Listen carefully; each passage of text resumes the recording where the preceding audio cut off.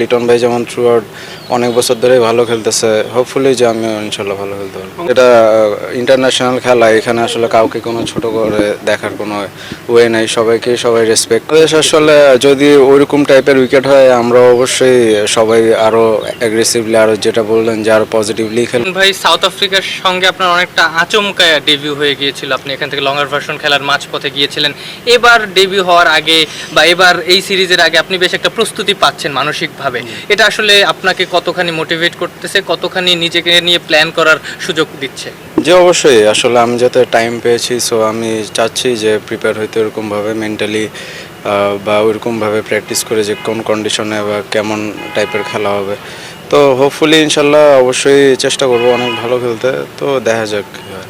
আপনি তিনটে ফরম্যাটই রিসেন্টলি বেশ আলাদা আলাদাভাবে খেলছেন। আমরা বিপিএলে দেখেছি আপনি 170-80 ইভেন 200 স্ট্রাইক রেটে ব্যাট করেছেন, আবার এখানে ওয়ান ডে ফরম্যাটের মতোই খেলছেন। টেস্ট নিয়ে আপনি কি প্ল্যান করছেন? টেস্ট ক্রিকেটও সেম অ্যাজ ওয়েল, আমি যেভাবে ফার্স্ট ক্লাস ক্রিকেট খেলে আসছি ওইরকমই চেষ্টা থাকবে যে আমি ওই প্ল্যানেই খেলার। তো হয়তোবা ডিফারেন্ট ফরম্যাট, বাট হোপফুলি যে আমরা আগে থেকে যাতে ক্যাম্পে স্টার্ট হচ্ছে আমাদের জন্য ইজি হবে তাড়াতাড়ি কোপ আপ করা, তো হোপফুলি ইনশাল্লাহ ভালো প্রিপেয়ার করতে পারবো। লিটন দাস টেস্ট ক্রিকেটটা নিয়মিত পারফর্ম করেন, তার অ্যাবসেন্স আছে এবং সেই জায়গাটায় আপনি হয়তো সুযোগ পেতে পারেন। ওই পার্টিকুলার জায়গাটা নিয়ে কি প্ল্যান করছেন? না, আসলে আলটিমেটলি এটা তো আমাদের দেশের খেলা, সো এখানে আমরা যেই হয়তো সুযোগ পাবো অবশ্যই সবার চেষ্টা থাকবে যাতে আমরা টিম হিসাবে ভালো খেলতে পারি, আমরা যাতে আমাদের হোম কন্ডিশনে অ্যাডভান্টেজ নিতে পারি। তো অবশ্যই ওইখানে যদি ওই সুযোগটা পাই অবশ্যই চেষ্টা করবো যে লিটন ভাই যেমন থ্রু আউট অনেক বছর ধরেই ভালো খেলতেছে, হোপফুলি যে আমিও ইনশাল্লাহ ভালো খেলতে পারবো। তখন জাতীয় দলের সহকারী কোচ সালাউদ্দিন সাহেবকে কিছুক্ষণ আগে দেখলাম আপনার সঙ্গে কথা বলতে, ওইরকম ন্যাশনাল টিমের কোনো প্ল্যান নিয়ে কথা হয়েছে নাকি? না, ওইরকম কোনো কথা না, ওইটা আসলে পার্সোনালি আমাদের প্রিপারেশন বা আমাদের প্র্যাকটিসের ব্যাপারেই কথা হয়েছে। অঙ্কন, আমরা এখন যেটা দেখি যে টেস্ট ক্রিকেটটা অনেক বেশি অ্যাগ্রেসিভ হয়ে গেছে। ইংল্যান্ড, অস্ট্রেলিয়া কিংবা নিউজিল্যান্ডের টেস্টের দিকে তাকাই, বাংলাদেশ আসলে কি ভাবছে টেস্ট ক্রিকেট নিয়ে? বাংলাদেশ আসলে যদি ওইরকম টাইপের উইকেট হয় আমরা অবশ্যই সবাই আরও অ্যাগ্রেসিভলি, আরও যেটা বললেন যে আরও পজিটিভলি খেলবো। কিন্তু উইকেটের কন্ডিশন যদি ওইরকম আবার হয় যে স্লো বা টার্নিং, তো অবশ্যই আমরা ওইরকমও চেষ্টা করব।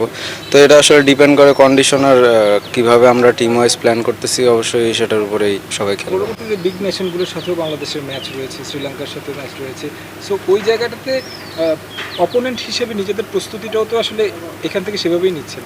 অবশ্যই, আসলে এটা ইন্টারন্যাশনাল খেলা, এখানে আসলে কাউকে কোনো ছোট করে দেখার কোনো ওয়ে নাই, সবাই রেসপেক্ট করে। তো হোপফুলি ইনশাল্লাহ সামনে সিরিজ আসতেছে, জাস্ট ওইটা নিয়ে চিন্তা করতেছি। পার্সোনালি কি লক্ষ্য থাকবে? অবশ্যই লক্ষ্য থাকবে, যেমন নর্মালি সবার থাকে। আসলে আমার লক্ষ্য এখন বলে অতটা যতটা ইজি, কিন্তু আমি হয়তো বা পারফর্ম করলে হয়তো বা সবার সামনে আসবে, তো ওইটা আরও আমার কাছে মনে হয় যে ভিজুয়াল হবে। দলীয় লক্ষ্যটা আসলে দলীয় লক্ষ্য তো অবশ্যই আমরা হোম অ্যাডভান্টেজ, আমরা আমাদের হোমে খেলা, আমাদের কন্ডিশন আমরা সবাই জানি।